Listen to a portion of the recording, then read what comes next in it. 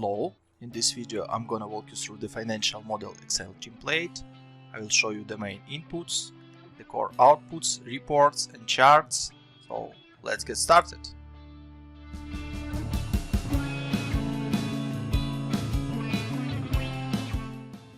On the dashboard tab, you can input the core inputs related to the model. You can see the core financials and core charts based on the calculations within the model. Let's start from the core inputs. So first of all, you need to input your occupancy plateau. For example, let's say it will be 70%, which means that 70% of your working time will be used for services. And then you can input months to reach this plateau. For example, 4 months, which means that in the first month you will have 25% of plateau, then 50%, then 75%, and then on the last month you'll have 100% of your maximum occupancy plateau, which is 70%. Then you can input working hours per month. Let's say it will be 140. You can also input count of stations which you will have in your salon. For example, it's 3. Then you can input safety stock, which is related to the extra products which we will discuss later. So let's imagine you will have safety stock for your products, for example 25%. Now we can input sales mix by main job types. So we have services names which you can change. For example, this is haircut, this is tattoo, etc, etc. So you can input sales mix by these products. Let's say 40% will be haircut, tattoo will take 20%, and all other things will take up to 100% in total. Then you can input how much jobs per hour you can take for these services. For imagine you can do 2 haircuts per hour and 1 tattoo per hour. So now you can input your prices per job. So for example, haircut will be $100, then it will grow for $10 each year. For example, like this. Immediately after you will change these numbers, you can see that revenue breakdown is updated based on these updated numbers. So now you can go to the revenue tab to input your extra products. You have up to 5 different products assumptions or product groups. So you can input product A, product B, whatever name you need to use. You can input the launch date for this product, for example June 20. The sales per month, which will be initial amount or base amount, can be 150. Then you can input annual sales growth. So for example 10%. This means that then in the next year you will grow 10% in comparison to initial or base sales per month. Then you have product price, for example $200, and you have margin, which can be 40%, for example, to calculate your costs. Once you input all the revenue, expenses, wages, assets, etc. assumptions, you may review the core financials related to this model, which consist main P&L line items, cash flow line item, and balance sheet cash balance. You may also review the revenue breakdown tab, profitability chart, cash flow chart, and cumulative cash flow.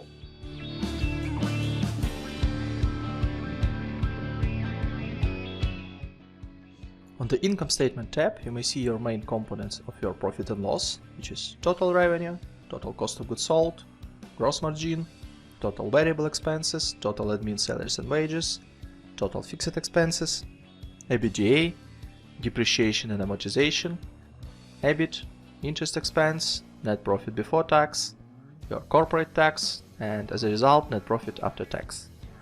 Please note that each category has its own subcategories, so you may click on this plus button and see the detalization, for example, for fixed expenses, or for variable expenses, or for example for the revenue. On the cash flow statement, you may see your cash flow broken down by cash flow from operating activities, cash flow from investing activities, and cash flow from financing activities. The same information you may see on the cash flow statement in indirect method, operating, investing and financing activities, but in more collapsed form. Just easier to see the information here.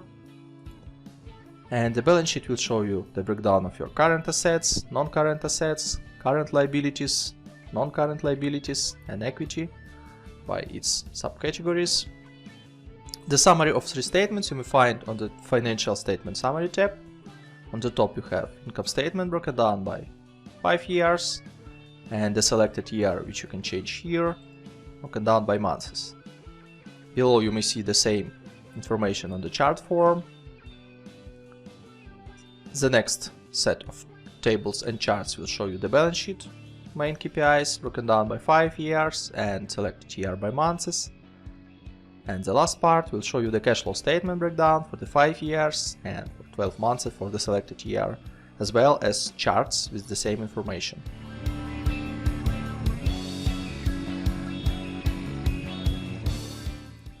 On the Financial Charts tab, you may see two sets of charts with breakdown of 2 years by months and 5 years by months.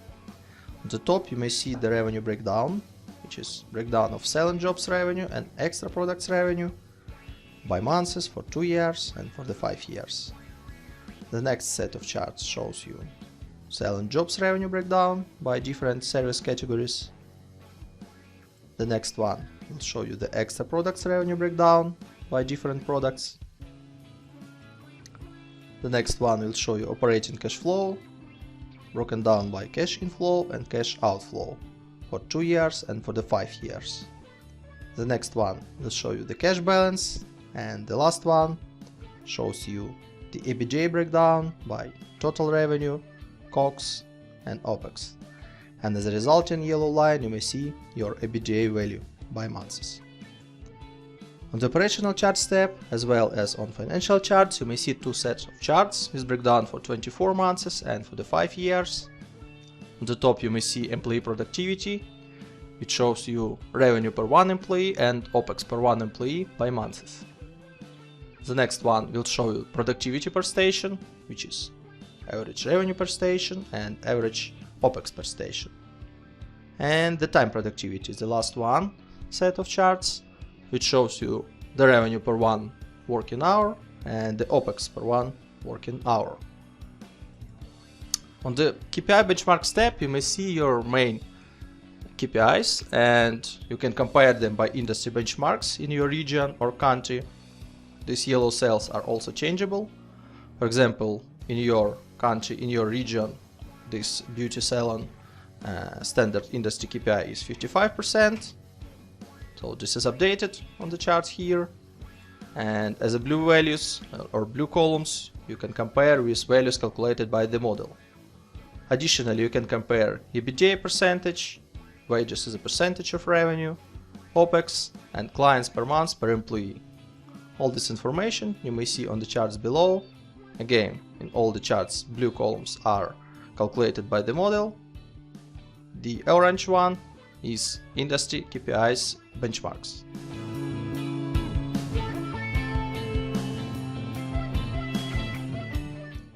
On the top revenue tab, you can see the revenue breakdown by rooms revenue, events revenue, bar revenue and restaurant revenue. Also, you may see the breakdown of absolute values by years and percentage allocation by years. The same information you may see on the charts below. So here you may see the percentage allocation and the absolute values allocation. On the revenue depth and monthly run rate charts, you may see the detailed year, which you can change here. You can see the absolute values and percentage allocation of your revenue streams.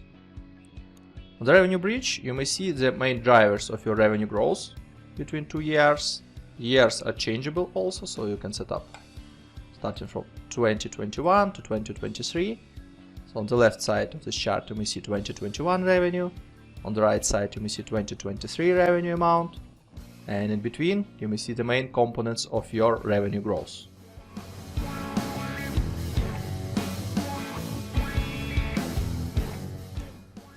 On the top expenses tab, you may find the breakdown of top 4 expenses categories, and all other expenses collapsed into other category. You may see the breakdown of absolute values broken down by years with a total below, and also to the right you may see the percentage breakdown of these expenses. The same information you may see on the charts below, which you may find the percentage breakdown and the absolute values breakdown. On the couple of charts below, you may find expenses depth and monthly run rate for selected year. You are able to change this year, and you may see the absolute values and percentage breakdown on the pie chart. On the expenses bridge, you may find the main drivers of expenses growth between these 2 years. These years are also changeable, so you may select the first year and you may select the last year. And you may see that total expenses starting in 2020 will change to total expenses in 2024 by this waterfall. On the break-even tab, you may find the calculation of revenue break-even level and break-even chart. For this particular use case, you may find that your revenue break-even level is less than actual revenue calculation. This means that company is profitable.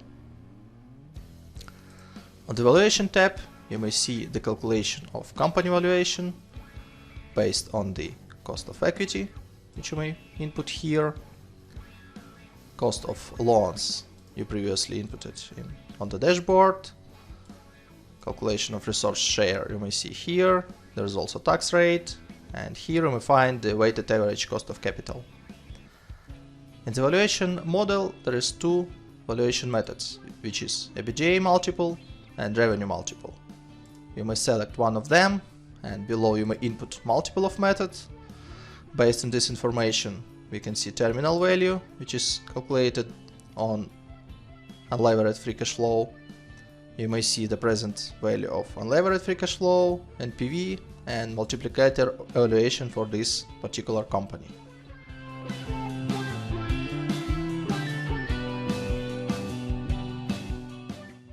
The color coding in the model is very simple.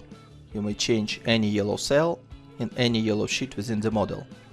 This means that this yellow cell has some input, assumption or driver which impacts the calculation within the model.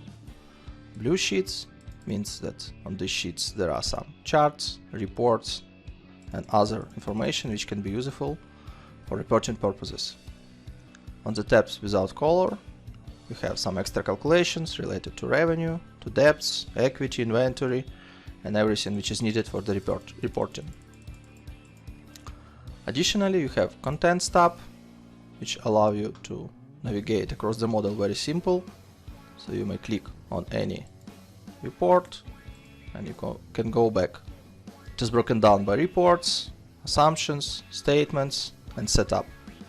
There is short explanation about what each tab does, but if you want to know more, you can go to How To and to see more detailed explanation of what each tab does and what inputs you may find on this sheet and what kind of outputs you may find on this sheet as well. Any header of this section is also clickable, so you may click on, for example, Book Assets and you go directly to this tab.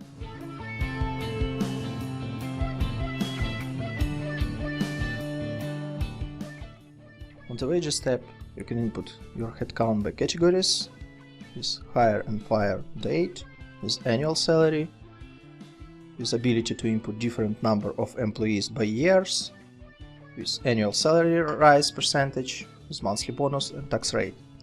Let me give you a couple of examples. Let it be CFO, which you are going to hire in March 20. You are not going to fire him, so the fire date will be December 24. So annual salary can be $50,000, and this will be one CFO over the time. So you may see one CFO, which is one headcount, starting from March till the end of the model, which is December 24. Also, you can input 5% of salary growth rate. You may see the amounts by years connected to this annual salary and impacted by annual salary rise. Let's set up 10% monthly bonus and 5% of tax rate. So you may see below the calculation of salary broken down by months, monthly bonus, which is 10%, and 5% of monthly taxes related to the payroll. Another option would be admin account, which will start in April, which will grow till the end of the model with annual salary of $30,000. Let it be in year number 1, 2, then 4, 6, 8, and 10 headcounts.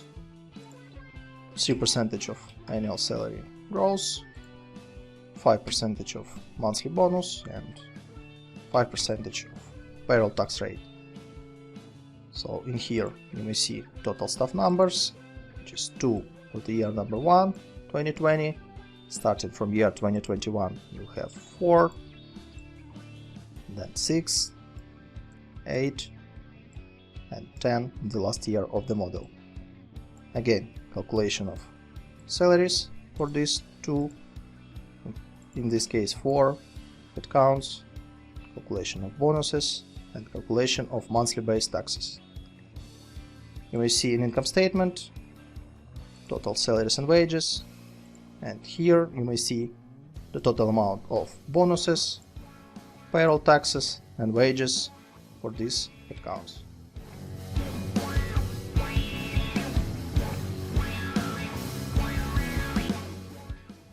On the fixed expenses tab, you may input up to 15 line items for your fixed expenses. Let me show you how it works. For example, we have utilities. You will start pay starting from March 20 till the end of the model, which is December 24. You may see it here. Let's pretend periodicity will be daily with amount of $50 per day. So you may see these amounts in here.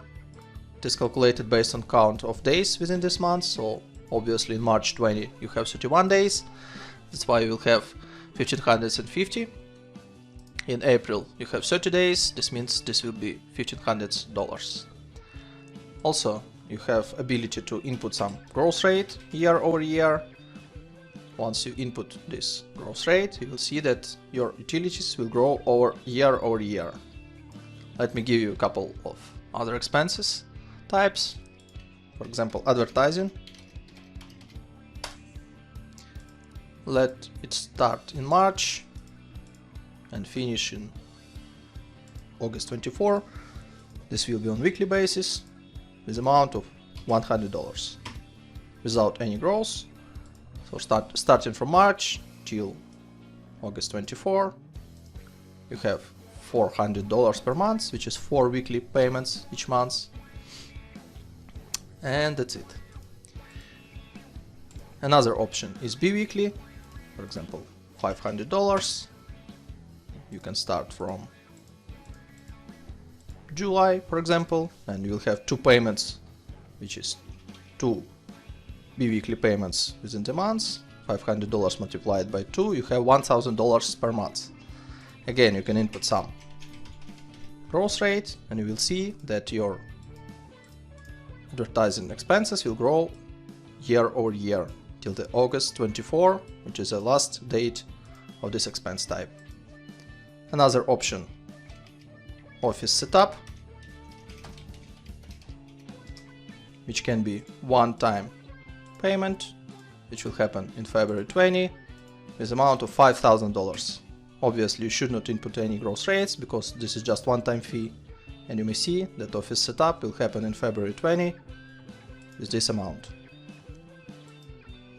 Another option, insurance.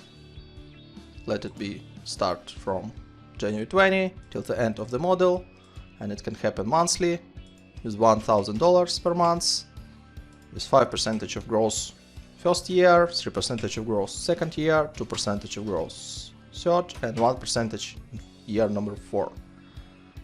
So you may see this calculation here. Starting from January 21, it will grow for 5%, which is $50. And starting from January 22, it will grow for 3%, which is additionally $32. Another option, quarterly. you may see that insurance will be paid $1,000 each quarter. You can start it, for example, from February, and this will be shifted to 1 month forward. Another option, semi-annually. In this case, you will have insurance payments once per half a year, again with a percentage of gross. And the last option is annual payments or yearly payments.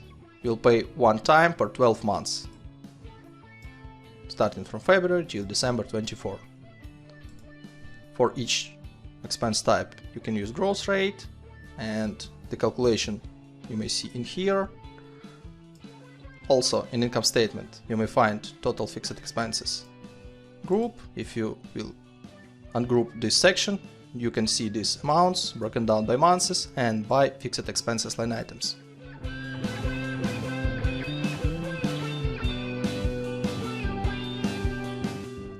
On the variable expenses tab, you can input your variable expenses as a percentage of total revenue.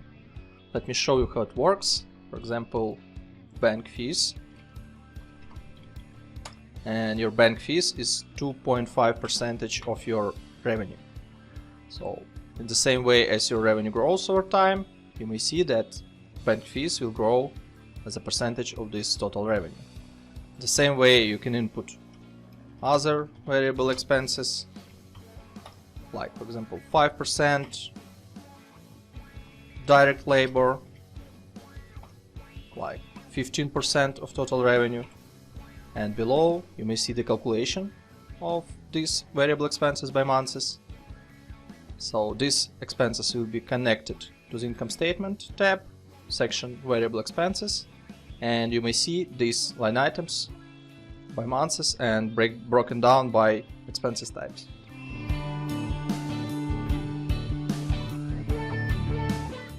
You may input up to 20 development expenses categories.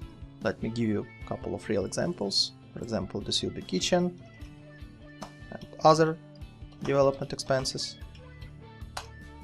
You can input purchase date for each category, for example, February and March. You can input spending, $50,000, $10,000, for example. You can also use payment delay feature, which means that if you will select for the kitchen 2 months, you will pay in April for the kitchen, and for example 3 months for other development expenses, which means that you will pay for it in June 20. The total amount of development expenses connected to the assets tab. You may see it here. By default, the useful time for development CAPEX is 5 years, so you may see the calculation of depreciation and closing net book value. You are also able to input up to 6 other assets, for example, other, CAPEX, with launch date, for example, June, with 3 years of useful time, with $5,000 cost. You may see the calculation here. So in this tab you have calculation of capital expenditure, book depreciation, and closing net book value. The total amounts you may see in income statement tab, in depreciation section. For the cash flow, you can see the fixed assets capital expenditure, and in the balance sheet you may see fixed assets, assets closing book value, and CAPEX prepayments. In case of you will prepay these amounts, and if you will pay in some months after, you will have CAPEX payable. Because we set up 2 and 3 months payment delay, you may see that we have CAPEX payable. I can also remove here or select 0 months. In this case, CAPEX payable will be 0, but we'll have just fixed assets amounts broken down by months.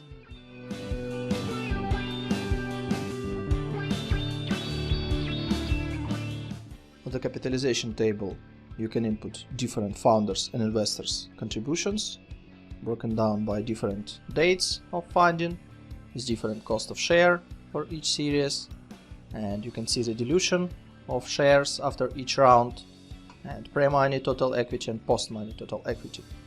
Let's pretend that we have 2 founders, founder 1, founder 2.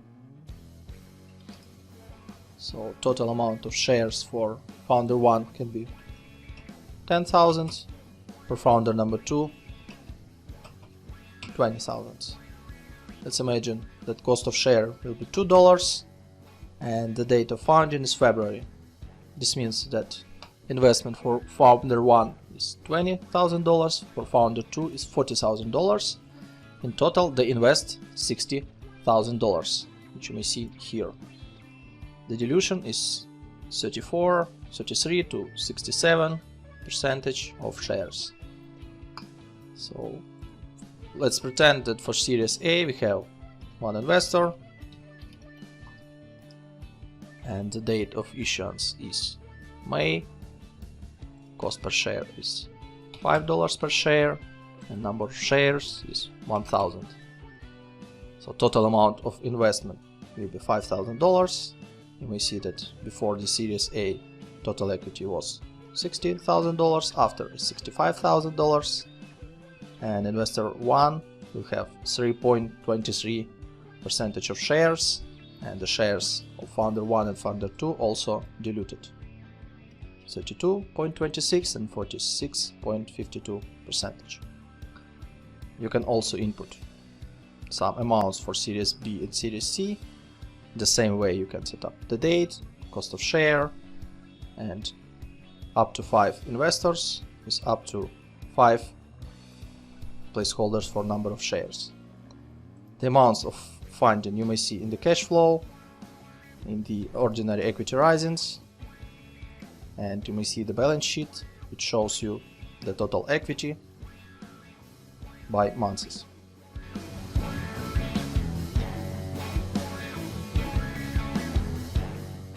Also on the top of the dashboard we have debt assumptions. Let me show you how it works. So for each debt you are able to select the debt type. There are 2 debt types in the model, which is annuity and usual.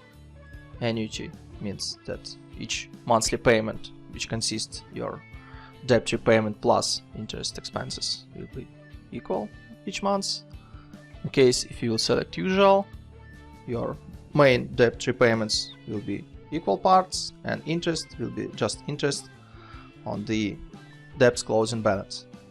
Let me give you an example how it works. So you may input some amount of the debt, the launch date, term will be 60 months, and interest can be 5%. You may also input the grant, which is just simple amount, which is paid in some specific months, and that's it. No repayments, no terms in terms of interest. So all the calculations of the debts you may see on the Capital tab. Calculations for debt number 1, debt number 2, debt number 3, total debts with grants. These calculations impacts income statement, interest expenses, the cash flow, interest paid, debt drawdowns, debt repayments, and on the balance sheet you have the debt closing balance.